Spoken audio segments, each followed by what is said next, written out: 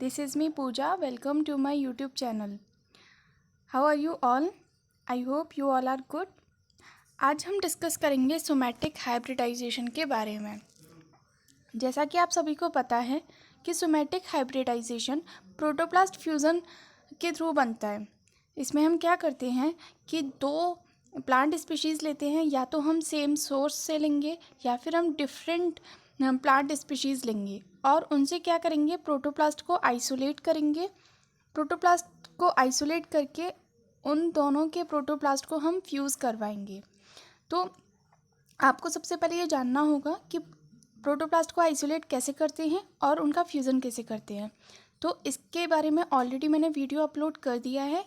अगर आपने वो वीडियो नहीं देखा है तो सबसे पहले आप वो वीडियो देखिए, उसका लिंक डिस्क्रिप्शन बॉक्स में दिया हुआ है, आप वहाँ से जाके देख सकते हैं।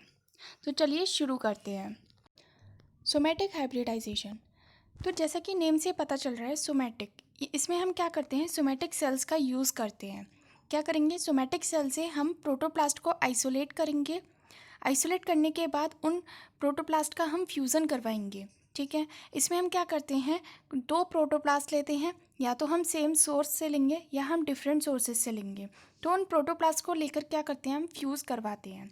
ठीक है, दोनों प्रोटोप्लास्ट का फ्यूज़न जब होगा तो उससे हमें क्या मिलेंगे, हाइब्रिड प्लांट्स मिलेंगे। ठीक है, तो मोस्टली ये प्रोसेस हम यूज़ क्यों करते हैं, क्या होता है, जैसे किसी में कुछ इनकम्पैटिबिलिटी है, अगर नॉर्मल सेक्सुअल क्रॉसेस में कुछ इनकम्पैटिबिलिटी है, लाइक फिज़िकली या फिर केमिकल इनकम्पैटिबिलिटी है, तो हम उनके प्रोटोप्लास्ट को, उन सेल से हम क्या कर सकते हैं, प्रोटोप्लास्ट को अलग कर सकते हैं और उनसे हम इन विट्रो मीन्स लैब में हम उनसे उनका कल्चर करवा सकते हैं और उनसे हाइब्रिड प्लांट ऑब्टेन कर सकते हैं। इसीलिए हम सोमैटिक हाइब्रिडाइजेशन टेक्निक का यूज़ करते हैं। सबसे पहले ये जो टेक्निक थी वो कार्ल्सन और उनके एसोसिएट ने 1972 में परफॉर्म की थी। उन्होंने निकोटियाना ग्लोका एंड निकोटियाना लैंग्सडॉर्फाई के बीच में फ्यूज़न करवाया था। उनके प्रोटोप्लास्ट को आइसोलेट किया था और उनके प्रोटोप्लास्ट का फ्यूज़न करवाया। तो सबसे पहले कार्ल्सन ने 1972 में ये टेक्निक परफॉर्म की थी। अगर हम सोमैटिक हाइब्रिडाइजेशन का एक ओवरव्यू देखें, एक जनरल डायग्राम की हेल्प से समझें, तो क्या होगा कि हमने क्या किया कि सबसे पहले प्लांट स्पीशीज़ से सोमैटिक सेल्स को लिया। ठीक है, उसके बाद उन सोमैटिक सेल्स में क्या होगा, सेल वॉल को सबसे पहले डिग्रेड करना होगा। सेल वॉल को डिग्रेड करने के लिए हम क्या करते हैं, सेल्यूलेज और पेक्टिनेज दो एंजाइम का यूज़ करते हैं। ठीक है, तो क्या किया हमने, स्पीशीज़ ए से हमने सेल ली, स्पीशीज़ बी से हमने सेल ली, उनसे हमने ये जो सेल वॉल है इसको डिग्रेड करवाया। ठीक है, तो जब सेल वॉल डिग्रेड हो जाएगी तो उसके बाद हमें क्या मिलेगा, प्रोटोप्लास्ट मिलेगा। ठीक है, ये प्रोटोप्लास्ट है, ये दोनों स्पीशीज़ से हमने प्रोटोप्लास्ट को अलग किया। उसके बाद क्या करेंगे, इन दोनों प्रोटोप्लास्ट का हम फ्यूज़न करवाएंगे। तो उसकी अलग अलग टेक्निक है, तो आप मेरे इससे पहले वाले वीडियो में आप देख सकते हैं कि किस तरीके से हम प्रोटोप्लास्ट को फ्यूज़ करवाते हैं। तो हम क्या करेंगे, प्रोटोप्लास्ट दोनों स्पीशीज़ से प्रोटोप्लास्ट को लिया, ठीक है, और दोनों का फ्यूज़न करवाया। तो दोनों का फ्यूज़न होने से क्या हुआ कि इसका जो न्यूक्लियस था, इसका जो साइटोप्लाज्म था और इसका जो न्यूक्लियस था और साइटोप्लाज्म था, वो क्या हो गया, मिक्स हो गया। तो इस तरीके से क्या मिल गया, ये क्या बन गया, ये हाइब्रिड प्रोटोप्लास्ट बन गया। अब इस हाइब्रिड प्रोटोप्लास्ट को हम निकालेंगे और इसका कल्चर करेंगे। तो जब इसको कल्चर करेंगे तो इससे क्या होगा, हमें हाइब्रिड प्लांट जो है रीजनरेट होंगे। अब हम डिस्कस करेंगे कि सोमैटिक हाइब्रिड्स का प्रोडक्शन किन किन प्रोसेस के थ्रू होता है, क्या क्या स्टेप्स हैं। तो जैसा कि मैंने बताया कि सबसे पहले हमें क्या करना है, प्लांट सेल को लेना है और उससे हमें प्रोटोप्लास्ट को आइसोलेट करना है। तो सबसे फर्स्ट स्टेप हमारा क्या हो जाएगा, isolation of protoplast from different species. ठीक है, उसके बाद जब प्रोटोप्लास्ट को हम आइसोलेट कर लेंगे तो उन प्रोटोप्लास्ट को हम क्या करवाएंगे, फ्यूज़न करवाएंगे। तो सेकेंड स्टेप हमारा क्या हो जाता है, fusion of protoplast from two different species. ठीक है, जब फ्यूज़न हो जाएगा दोनों प्रोटोप्लास्ट का, तो उसके बाद हमें ये देखना होगा कि उसमें हाइब्रिड बने हैं कि नहीं, तो उनको आइडेंटिफाई करना होगा और सिलेक्शन करना होगा सोमैटिक हाइब्रिड सेल्स का। तो हमारा थर्ड स्टेप है identification and selection of somatic hybrid cells. ठीक है, जब हम आइडेंटिफिकेशन कर लेंगे, सिलेक्शन कर लेंगे अपने सोमैटिक हाइब्रिड सेल्स का, उसके बाद हमारा होगा कल्चर। हम नेक्स्ट स्टेप करेंगे कल्चर ऑफ हाइब्रिड सेल्स, और उसके बाद जो लास्ट स्टेप होगा वो होगा रीजनरेशन ऑफ हाइब्रिड सेल्स। तो ये 5 स्टेप हैं जिनसे हम क्या करते हैं, सोमैटिक हाइब्रिड हमें मिलते हैं, सोमैटिक हाइब्रिड प्लांट्स हमें मिलते हैं। तो फर्स्ट स्टेप हुआ हमारा आइसोलेशन ऑफ प्रोटोप्लास्ट, सेकंड हुआ फ्यूजन ऑफ प्रोटोप्लास्ट, थर्ड हुआ identification and selection of somatic hybrid cells, fourth हुआ culture of hybrid cells, and fifth है रीजनरेशन ऑफ हाइब्रिड सेल्स। तो आइसोलेशन ऑफ प्रोटोप्लास्ट और fusion of protoplast के बारे में already discuss कर चुकी हूँ मैं। नेक्स्ट थर्ड स्टेप के बारे में अब हम डिस्कस करेंगे identification and selection of somatic hybrid sales.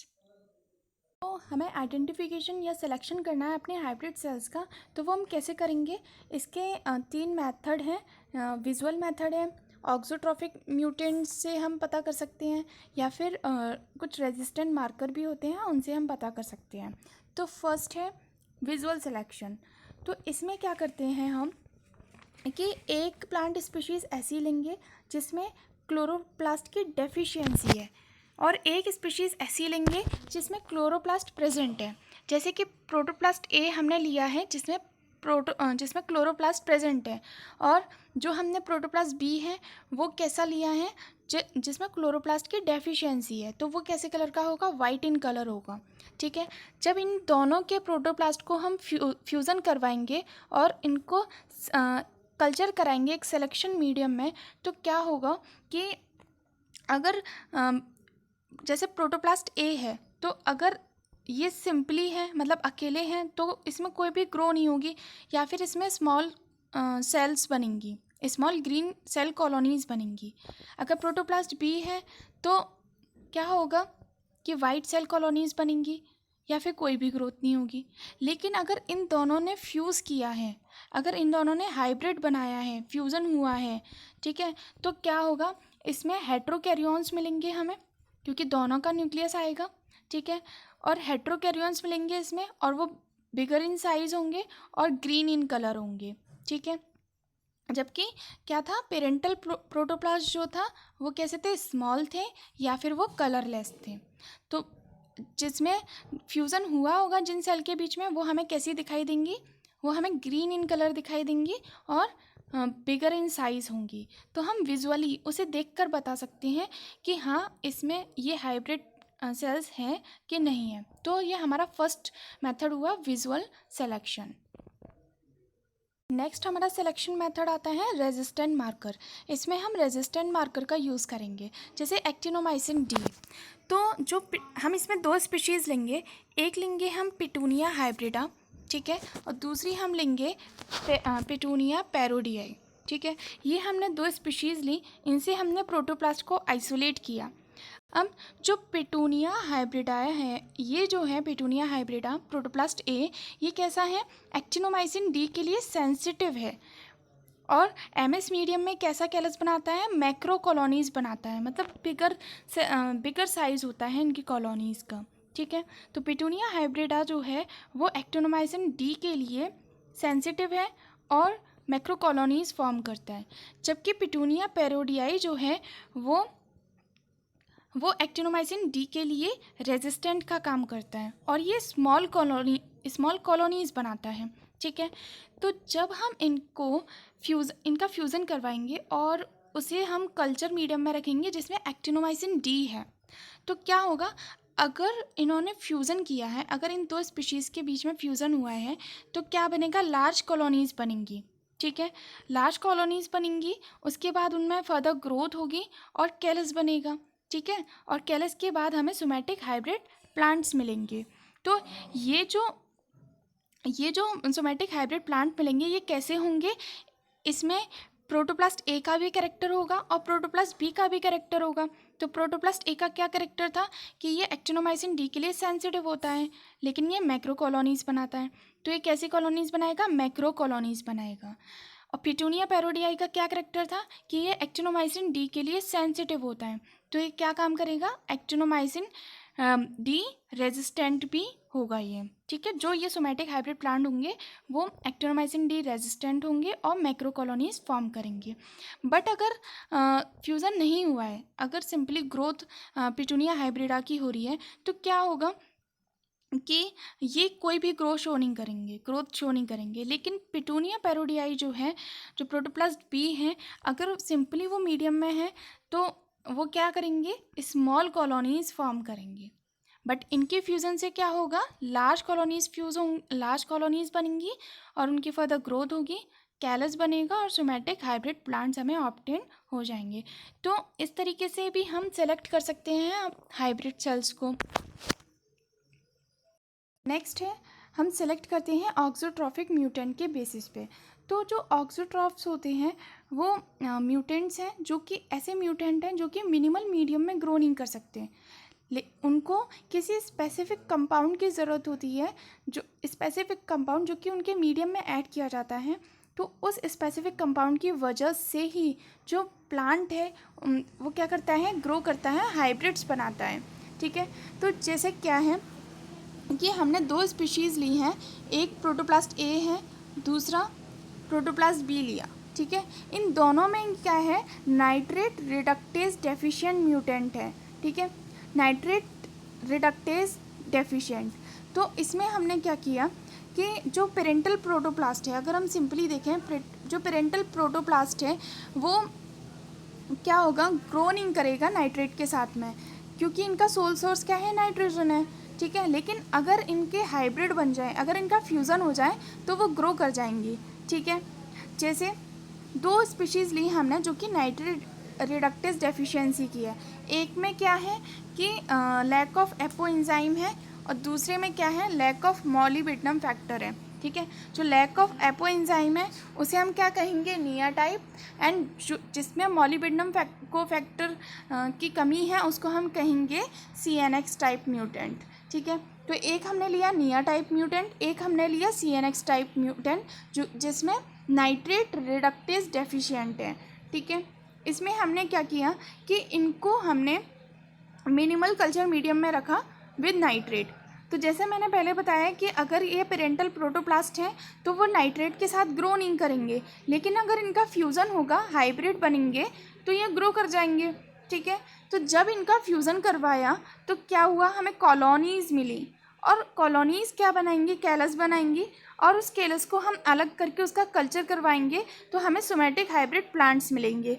लेकिन अगर फ्यूज़न नहीं हुआ है तो प्रोटोप्लास्ट बी, जिसमें जिस लैक ऑफ मॉलिबिडेनम फैक्टर था, कोफैक्टर था, तो उसमें हमें कोई डिवीजन नहीं होगा, कोई ग्रोथ नहीं होगी। ऐसे ही इसमें है जिसमें लैक ऑफ एपो एंजाइम था, तो ये भी नाइट्रेट के साथ में ग्रो नहीं करेगा, तो इसलिए इसमें कोई भी डिवीजन नहीं होगा, कोई भी ग्रोथ नहीं होगा। तो ये हमने पढ़े सिलेक्शन मेथड, ठीक है। एक था विजुअल मेथड, दूसरा था हमारा रेजिस्टेंट मार्कर, जिसमें हमने एक्टिनोमाइसिन डी के लिए देखा था रेजिस्टेंट, और तीसरा है हमारा ऑक्सोट्रॉफिक म्यूटेंट, ठीक है। अब हम बात करेंगे सोमैटिक हाइब्रिड सेल्स की एप्लीकेशन के बारे में कि हम ये यूज़ क्यों करते हैं। तो इसका यूज़ कहाँ कहाँ पे है, to study the control of cell division and gene expression. अगर हमें सेल डिवीजन या जीन एक्सप्रेशन के कंट्रोल की स्टडी करनी है तो हम सोमैटिक हाइब्रिडाइजेशन का यूज़ करते हैं, ठीक है। दूसरा है transfer gene of disease resistant, कोई डिसीज़ रेजिस्टेंट प्लांट है, कोई एबायोटिक स्ट्रेस रेजिस्टेंट है, हर्बिसाइड रेजिस्टेंट है, या बहुत सारी अदर क्वालिटी करेक्टर अगर हमें उनके जीन्स को ट्रांसफ़र करना है तो हम सोमैटिक हाइब्रिडाइजेशन टेक्निक का यूज़ कर सकते हैं। थर्ड है production of fertile diploids and polyploids from sexually sterile haploids, triploids and aneuploidy.